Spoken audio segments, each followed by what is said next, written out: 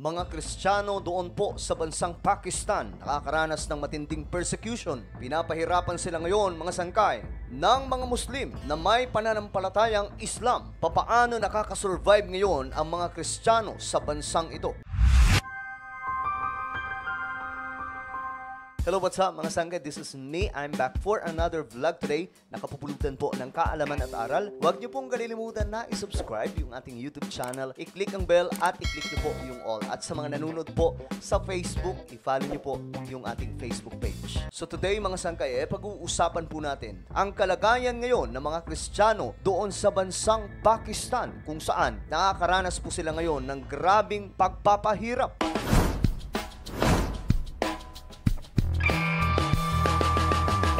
Marami pong videos, mga sangkay, sa social media ang kumakalat ngayon, mga impormasyon na nagpapakita ng grabing persecution ngayon, mga sangkay, ng marami sa mga Kristiyano, mga mananampalataya sa ating Panginoong Hesus na pinapahirapan po sa bansang Pakistan. Ang opisyal po na reliyon ng Pakistan, mga sangkay, ay Islam. Ang bansang ito ay purong Muslim na may nasa 97% at ang majority, mga sangkay, ay Sunni. Ito ang kabilang grupo ng mga Muslim na nasa 90% umano sa bansang ito. Samantala mga sangkay, ang kabilang grupo naman ng mga Muslim na Shias ay mayroon pong 10% lamang. Para po kasi sa inyong kaalaman mga sangkay, mayroon pong dalawang grupo ng mga Muslim. Ito po ay ang Sunni at Shia. At kung pag-aaralan po natin ang kasaysayan, mga sangkay, ng mga Muslim na may pananampalatayang Islam, ang dalawang grupong ito sa Middle East ay may matinding tensyon, kagaya na lamang po ng awayan ng Iran at Saudi Arabia. Ang Saudi Arabia kasi, mga sangkay, ay isa sa pinakasikat na mayroon pong pananampalatayang Islam na nasa side naman po ng Sunni. Samantalang ang Iran, mga sangkay, ito po ay matatawag na heart ng Shia. Ito po ay pananampalataya din ng Islam. Bagamat may conflict, mga sangkay, ang dalawang grupo ng mga Muslim na ito, subalit mas nananalaytay pa rin po ang similarities ng kanilang pananampalataya na umiikot lamang, mga sangkay, sa pananampalatayang Islam na may kaunting pagkakaiba pagdating po sa prinsipyo at pananampalataya at pagtuturo. Ngunit isa lang po ang kinikilala nilang Diyos, walang iba kundi si Allah. Sa dalawang grupo ng Islam, mga sangkay,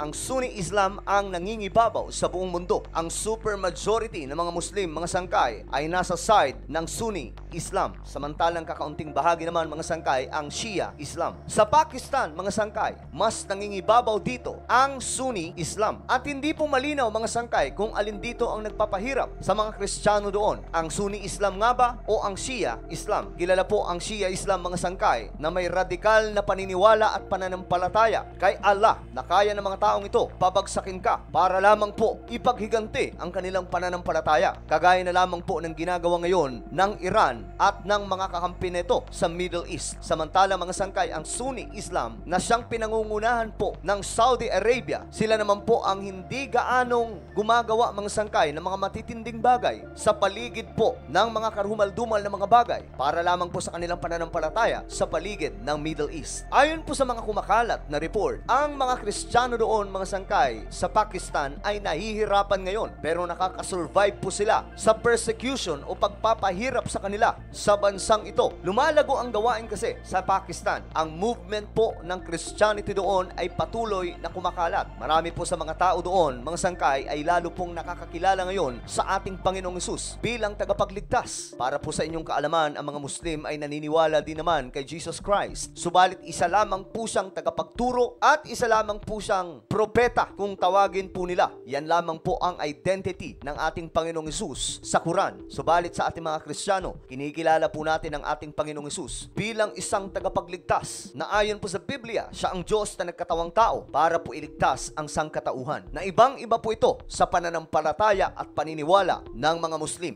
Ayon po sa lumalabas sa mga information, mga sangkay, ang mga Kristiyano daw po doon sa Pakistan ay napipilitan pong itago ang kanilang panambahan dahil po sa persecution na nagaganap. May mga simbahan po doon, mga sangkay, na naaabutan na lamang na nasusunog. At ito daw po ay sinasadya, mga sangkay, ng mga Muslim doon upang hindi magtuloy-tuloy ang movement ng Christianity. Subalit alam po natin, mga sangkay, na hindi po mapipigilan ang gawain ng Panginoon kahit po anong mangyari, sapagkat nasusulat na po ito, mga sangkay, ayon po sa Roma o Romans chapter 8, sapagkat natitiyak kong walang makapaghihiwalay sa atin sa kanyang pag-ibig, kahit ang kamatayan o ang buhay, ang mga anghel o ang mga pamunuan at ang mga kapangyarihan, ang kasalukuyan o ang hinaharap, ang kataasan o ang kalaliman o alinmang nilalang ay hindi makapaghihiwalay sa atin sa pag-ibig ng Diyos na ipinagkaloob sa atin sa pamamagitan ni Kristo Jesus na ating Panginoon. Kung kaya't mga sangkay, hindi po basta-basta masisira ang gawain ng ating Panginoon dahil lamang po sa mga matitinding persecution. Kung babalikan po natin ang kasaysayan ng early church, simula po kay Apostle Paul, mas malala pa po ang kanilang naranasan na persecution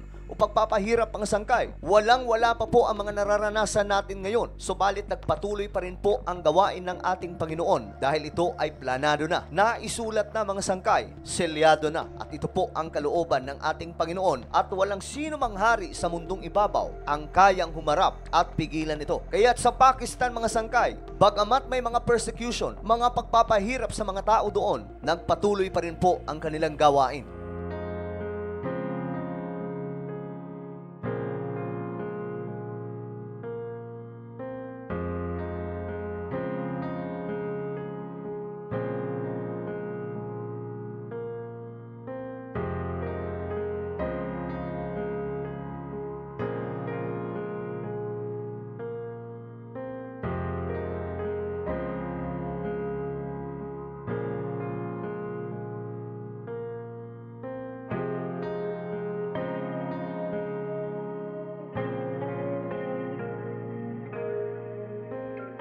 Hindi na bago mga sangkay ang persecution o pagpapahirap sa mga taong naglilingkod sa ating Panginoon sapagkat ito ay nakasulat na. Hindi lamang po yan sa Pakistan nangyayari, kundi maging doon sa China at iba pang mga bansa. Ayon po sa John chapter 15, kung kayo'y taga-sanlibutan, kayo'y mamahalin nito bilang kanya. Ngunit hindi kayo taga-sanlibutan, kundi pinili ko kayo mula rito. Kaya napupuot sa inyo ang sanlibutan. Alalahanin ninyo ang sinabi kong ito, walang aliping higit kaysa kanyang Panginoon. Kung ako'y inusig nila, uusigin din nila kayo. Kung kaya't mga sangkay, nangyayari ito sa mundo po natin ngayon. Maraming mga bansa ang nakakaranas na ito mga sangkay sapagkat nakasulat na po ito sa salita ng Diyos na marami nga pong mga Kristiyano mga sangkay o tagasunod ng ating Panginoong Hesus ang makakaranas ng grabing mga pagpapahirap. Subalit mga sangkay, ito po ang good news. Sa lahat ng mga mananampalataya, may pagpapala po sa mga pag-uusig, mga pagpapahirap na ginagawa sa atin dahil sa ating pagsunod sa ating Panginoon. Ayon po sa Matthew chapter 5, pinagpala ang mga inuusig ng dahil sa kanilang pagsunod sa kalooban ng Diyos, sapagkat kabilang sila sa kaharian ng langit. Pinagpala ang mga nilalait at inuusig ng mga tao, at pinaparatangan ng lahat ng uri ng kasamaan na pawang kasinungalingan ng dahil sa akin. Magsaya kayo at magalak, sapagkat malaki ang inyong gantimpala sa langit. Alalahanin ninyong inusig din ang mga propetang nauna sa inyo. Ano po ang inyong opinion sa ating napag-usapan ngayon? Just comment down below. Huwag niyo pong kailimutan na i-subscribe yung ating YouTube channel.